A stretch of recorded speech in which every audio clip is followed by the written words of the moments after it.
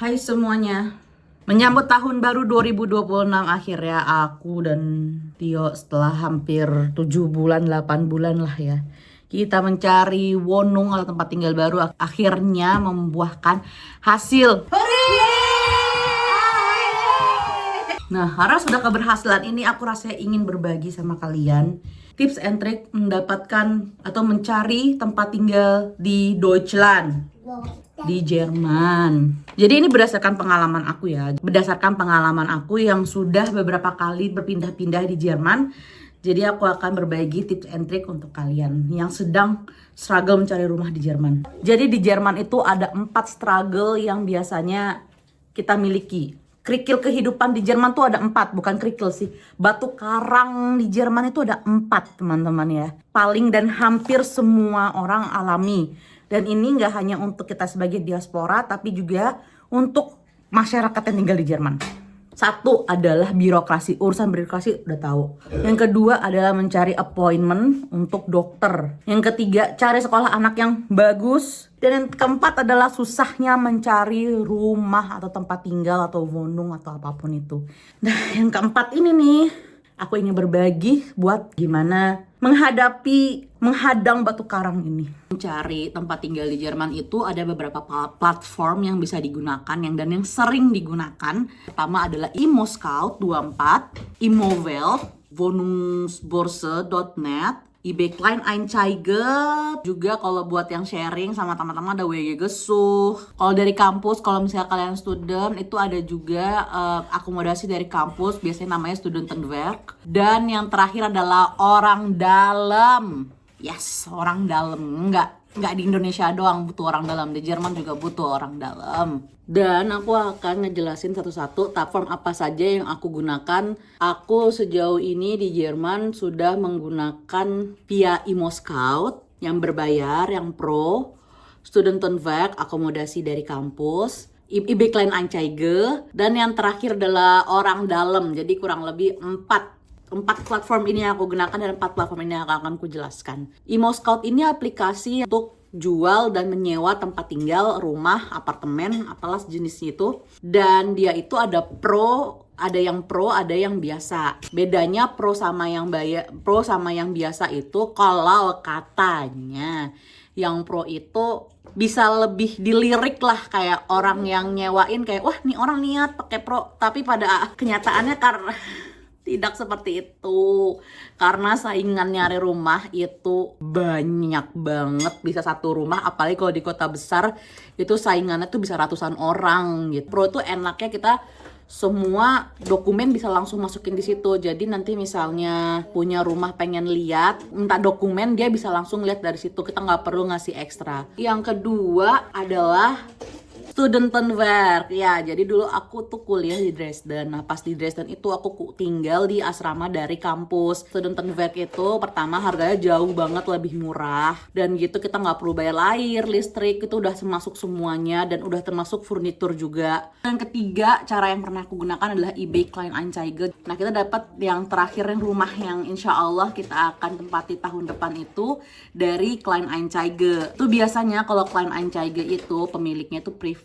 Lalu yang terakhir adalah orang dalam. Jadi saking susahnya apalagi nyari tempat tinggal di kota besar dulu waktu di Berlin, aku tuh nih udah via orang dalam. Misalnya ada orang Indonesia, dia punya wohnung, misalnya ada 3 kamar, tiga-tiganya disewain kamarnya, jadi dia kayak nyari aja, ada nggak nih, gue ada 1 kamar kosong, mau nggak? Dan itu aku udah 2 kali 3 kali waktu itu juga pas baru nikah, kita orang dalam lagi, best. Emang networking itu paling penting. Nah, sekarang aku mau jelasin step per step bagaimana cara cari rumah di Jerman. Dan semoga informasi ini berguna buat teman-teman diaspora yang lagi di Jerman sedang kesulitan mencari rumah, atau enggak buat teman-teman yang pengen cari rumah udah dari Indonesia gitu. Nah, cara pertama untuk buat cari tempat tinggal di Jerman adalah email. Email tuh penting banget dan itu hal yang krusial. Nah, caranya tuh nggak bisa sembarangan dan dia tuh harus jelas gitu, dalam artian kenapa maksud jelas tuh adalah kalian tuh nggak bisa kayak cuma nanya Nih rumah masih available nggak? Nggak kayak gitu emailnya. Jadi emailnya kayak profesional, kayak cari kerja. Jelasin nama kalian siapa, status kalian siapa, kalian kerjanya apa, kalian nanti pindah mau sendiri atau berapa sama anak, kenapa kalian mau punya rumah ini. Bener-bener harus memikat gitu loh. Profesional aja kayak daftar kerja, emang susah itu. Sekarang cari rumah, harga sewa tempat tinggal itu udah kayak emas. Tiap tahun makin mahal. Harganya udah Masya Allah tabarakallah. Dan kemarin kita daftar dari bulan Mei itu sampai terakhir dapat alhamdulillah bulan November akhir. Kita tuh email rumah-rumah yang tempat tinggal yang kita pengenin itu kayaknya yang dibales itu dari segitu banyak aku yang dibales mungkin kurang lebih 10 nggak nyampe kayaknya. Penampakan. Aku bikin apa sih ini ada Bismillah. Enak. Tahap selanjutnya kalau misalnya udah email dan lakinya kita udah beruntung ternyata dipanggil, kalian mendapat kesempatan untuk melihat rumahnya dulu. Sebutnya itu Besichtigung. Jadi Besichtigung itu adalah momen dimana kita mengunjungi rumah itu untuk lihat rumahnya. Tapi kita belum tentu bisa dapat rumah itu. Bismillah. Dan low your expectation karena you're not special. Kenapa aku bilang you are not special? Karena you're not the only one who's looking for a place, home to be. Karena ketika datang itu nggak kalian doang. Jadi apalagi yang di kota besar ya. Teman aku di Berlin di kota besar itu dalam satu waktu dia Besichtigung itu yang ngantri udah 50 sampai 100 orang. Terus nanti masuk ke Wohnung itu per 5 orang atau per 3 orang. Terus kamu bawa dokumen nggak? Dikasih dokumen. Ya udah, kita kasih dokumen, ntar tinggal tunggu dia ngabarin. Sebenarnya apa aja sih yang dilakukan kalau pas Besichtigung? Kita harus ngapain aja? Jangan ngangong-ngangong ya aja. Karena Besichtigung itu juga menurut aku adalah momen yang krusial ya. Kayak siapin pertanyaan-pertanyaan. Kalau kalian bingung pertanyaan apa yang bisa kalian ajukan nanti, atau mungkin aku bisa nanti kirim link untuk pertanyaan Besichtigung. Kalau misalnya Studentenweg itu nggak perlu, kalau dari Studentenwohnheim itu biasanya nggak perlu Besichtigung karena biasanya kita daftar langsung ke official website-nya, terus nunggu jadi waiting list. Walaupun caranya adalah biar kalian cepet dipanggil itu telepon tiap minggu. Waktu kasus aku daftar tempat tinggal buat waktu kuliah, aku daftar di Studentenweg. Aku nggak mau tinggal di tempat yang sharing, aku maunya studio apartemen sendiri. Dan itu biasanya yang pengen banyak kan. Itu aku tiap minggu, setiap hari Senin pagi baru mulai kerja, orang baru mulai kerja, aku telepon orang Studentenweg-nya kayak, gimana rumahku udah ada belum? Gimana rumahku udah ada belum? Gimana rumahku udah ada belum? Dan bener aja yang tadinya waiting list aku mungkin jadi langsung di notice gitu kan. Kalau misalnya kayak kemarin Besichtigung aku di Klein Einzeige, tipsnya biar di notice adalah being friendly. Ayo kita keluarkan raga orang Indonesia yang ramah ini, ngomong aja gitu, tanya aja apa aja, kayak jangan kayak sekedar Rumahnya bagus, ya aku suka gitu. Enggak, tanya, kalian harus aktif kayak ini rumahnya apa atau apa, terus kalian memperkenalkan diri yang ke marketing kalian lah gitu, kenapa you deserve to get this place gitu. Kalau kalian berjodoh, tentu saja nanti kalau dikabarin sama orang yang nyewanya, kali kita memilih kamu, kita bakal dikasih tahu step-stepnya apa aja yang harus dilakukan. Perhatian buat teman-teman, hati-hati dengan yang scam. Di Jerman itu tentu saja nggak hanya di mana aja ya sebenarnya, termasuk di Jerman, termasuk dalam mencari rumah, cari tempat tinggal aja itu ada scamnya.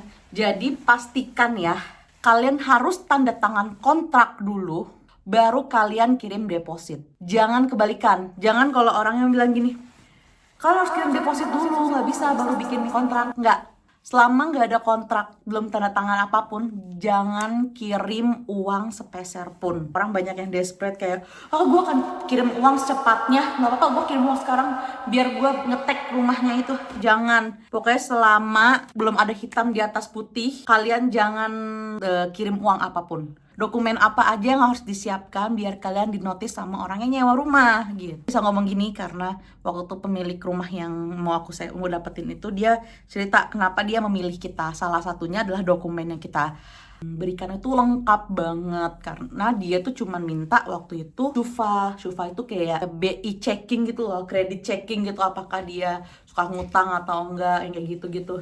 Nah kita tuh nggak kirim Syufa aja, Aku bilang cari rumah di Jerman itu udah tidak dapat kerja, Besti. kita kirim bewerbe mappe itu kayak orang lamaran kerja, kayak CV kerja, kayak ada foto suami aku, terus tempat tinggal, tanggal lahir, asal dari mana, terus kerjanya apa, sampai vertra kerja kita kirimin juga. Terus dah gitu kita Syufa juga sampai ausweis aku sama anak sama suami kita kasih juga. Jadi kayak biar kita nunjukin kalau misalnya kita niat banget dan kita orang bener lah pokoknya. Faktor-faktor apa aja sih biasanya yang membuat kalian tuh dipilih gitu? Berdasarkan pengalaman aku lagi ya, jadi mungkin ada teman-teman di sana juga yang berbeda, tapi ini adalah ceritaku. Faktor-faktor yang memungkinkan kita diterima, satu adalah penghasilan. Jadi penghasilan tuh penting banget teman-teman. Apalagi kalau yang daftar rumah itu student sama yang kerja, pasti akan diprioritaskan yang kerja, karena kerja pasti penghasilannya sudah lebih stabil daripada student. Dan yang kerja itu juga misalnya kayak aku kan ibu rumah tangga aja, suami aja yang kerja. Biasanya itu dilihat lagi nih, suami doang yang kerja kan. Ada pasangan yang daftar juga dan dua-duanya kerja, sedangkan cuma suami doang yang kerja, mereka akan memprioritaskan orang yang kedua-duanya kerja karena penghasilannya lebih banyak. Jadi duit lagi, Besti.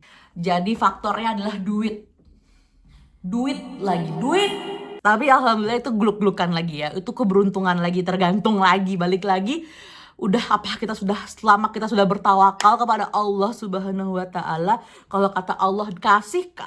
Terus yang berikutnya adalah faktor keluarga. Kebanyakan orang yang nyewain tempat itu lebih prefer orang yang berkeluarga, karena orang yang berkeluarga itu biasanya akan stay di sana lebih lama. Oh iya, masalah penipuan, hati-hati juga kalau misalnya orangnya nggak mau video call, misalnya dia nggak mau bersihtigung, dia cuma ngasih foto doang dan harganya murah banget. Itu tuh nggak murah, di bawah pasar. Itu juga hati-hati banget. Kalau dia nggak video call, nggak mau, terus kalian tuh juga ya baik-baik baca kontrak. Jangan males. Di Jerman itu kalau sekarang teknologi banyak banget, kalian bisa minta ChatGPT untuk nanya, ini menurut kalian kontraknya gimana? Aman atau enggak? Normal atau enggak? Kalau kata ChatGPT oke, baru kalian tanda tangan atau segala macem. Kalau orang yang nggak mau sampai video call, atau misalnya orangnya kayak, gue lagi di luar negeri nih. tuh, ya salah satu scam ya. Gue lagi di luar negeri, gue nggak bisa video call. Itu tuh bohong banget. Pokoknya jangan kirim uang sebelum ada hitam di atas putih, dan baca kontraknya benar-benar ya teman ya. Kira-kira gitu aja sih sebenarnya hal yang bisa aku sharing ke kalian tentang mencari rumah. Jangan patah semangat. Sebenarnya cari rumah juga itu kayak jodoh-jodohan ya. Kayak kalau emang itu rumah udah buat kalian, kayak kalian udah, gue pasti dapet, itu pasti akan ada jalannya aja. Pokoknya semua harus jelas ya. Di Jerman ini semua serba jelas, cara ada kontrak, ada hitam di atas putih. Oke, buat teman-teman diaspora atau teman-teman yang ingin datang ke Jerman untuk melanjutkan kehidupan, cari rumah di Jerman itu bukan mitos. Susahnya minta ampun, benar-benar ampun gitu. Jadi good luck semuanya. Terima kasih sudah menonton. Sampai jumpa di video berikutnya. Jangan lupa like, comment, and subscribe.